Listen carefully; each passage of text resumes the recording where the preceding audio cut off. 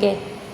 Good morning, science students! Morning, ma'am! Again, good morning, science students! Good morning, ma'am! Before we formally start, may I request everyone to please stand up for prayer. De La Rosa, please lead the prayer. Thank you. So before you take your seat, can you please pick up some pieces of paper and arrange your chair? Okay, thank you so much. So our classroom riddles, may I know if there is absent today? Very good. It's nice to hear that we are complete for today's lesson. But before that, allow me to introduce first my classroom rules. Because I believe that in every classroom, there is its own rules. And we have the lab rules, which is listen. I want you all to listen to me when I am discussing in front. To organize whenever we have an activity later. So I want to organize. Next is value. I want you to, all the discussion or all the lesson that I've presented, you should value it and to engage later in our activity. I want you all to engage and cooperate later. So our rules is clear? Yes, ma'am. Very good. Now, it's time. Let's review. So, Miss Tante, what is our topic last meeting? Very good. Our topic last meeting is the second law of motion. But how about what is the second law of motion, Miss De La Rosa? Very good.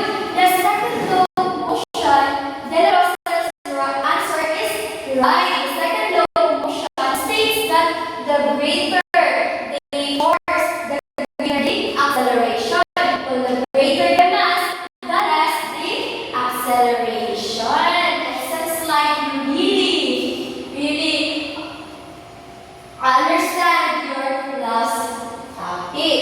So now, I have here a picture presented in order for you to answer and tell me your observation. So here is the first picture. So what have you observed?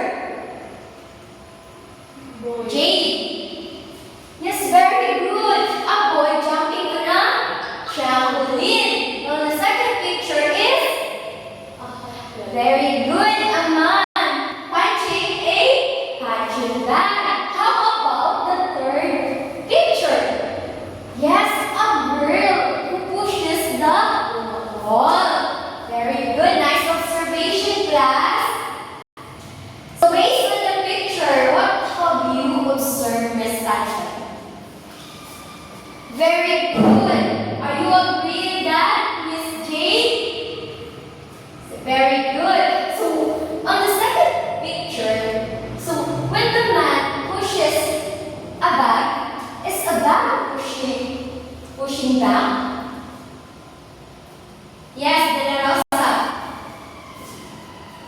Very good. It sounds like De La Rosa really observed well the picture. Are you agreeing with that, Miss Jade? Yes, very good, no? So let's give by clap for your preparations. So now, if the motion is caused by force, do you think there is a rule? A rule that explains how object move? Yes. And to find that, let's have an activity which is called Picture in motion.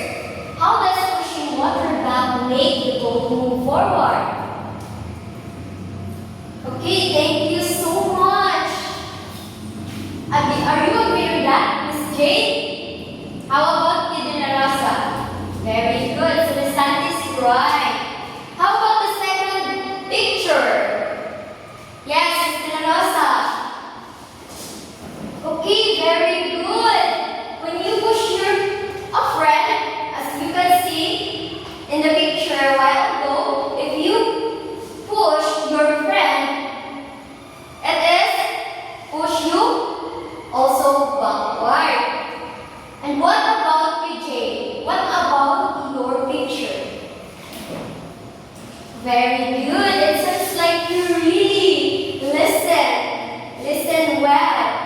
So now let's proceed to give a Ali judicial clap for your great answer. Seems like this. 1, 2, 3. Very good, very good, very good. 1, 2, 3. 1, 2, 3. Very good, very good, very good. Yay. Now it seems like you have an idea what our topic today. But before that, allow me to introduce first our learning objectives. Can everyone please read?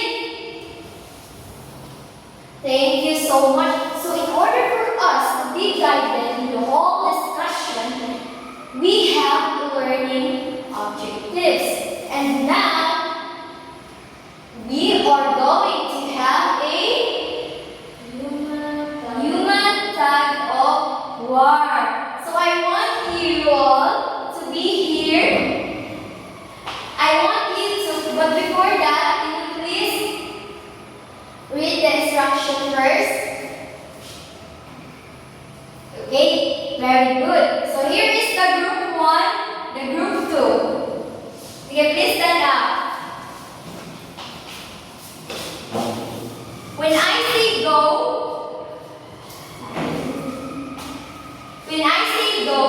you will start. 1, 2, 3, go. Okay, thank you so much for your participation. You may take your seat. Thank you so much. So now, here is the question. So how are you feeling to our activity in Estante?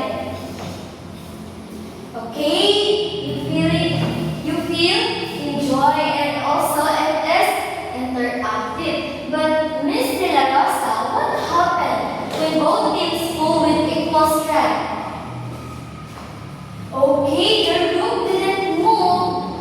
Are you agree with that, Miss Tante?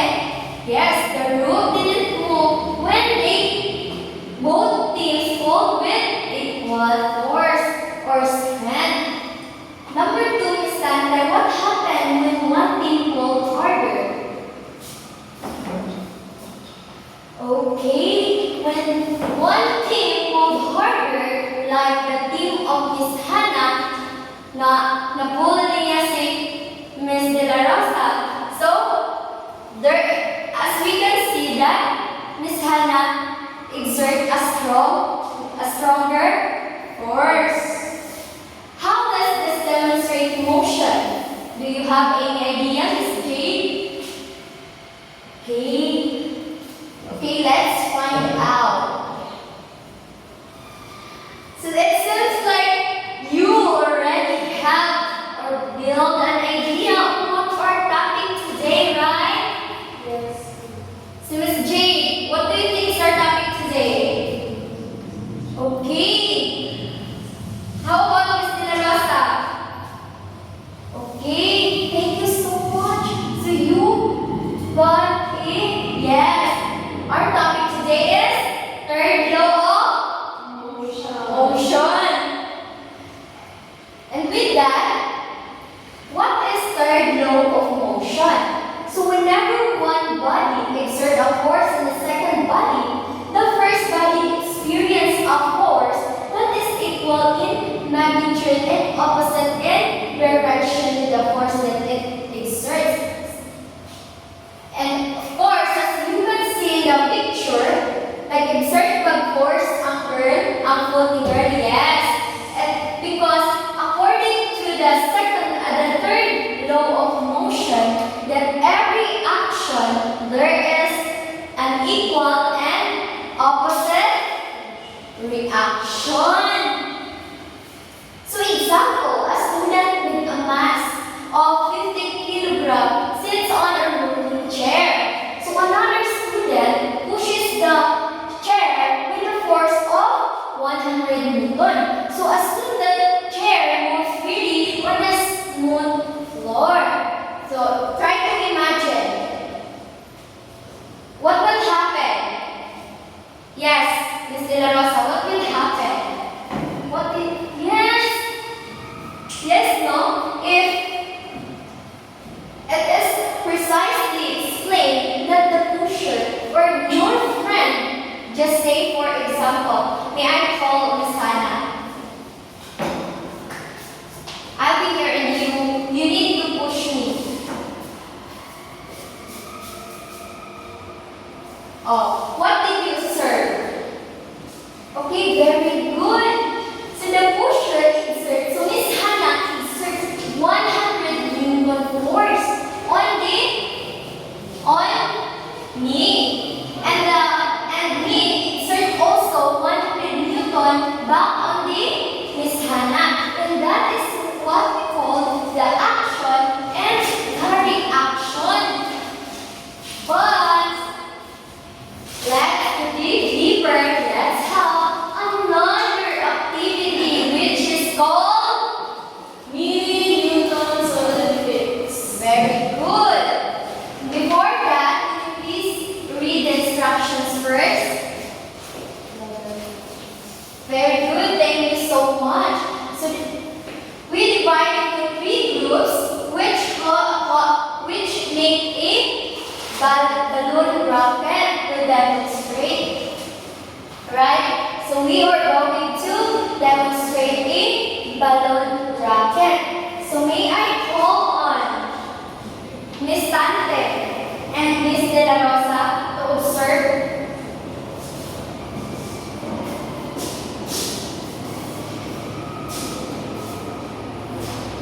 Hold this.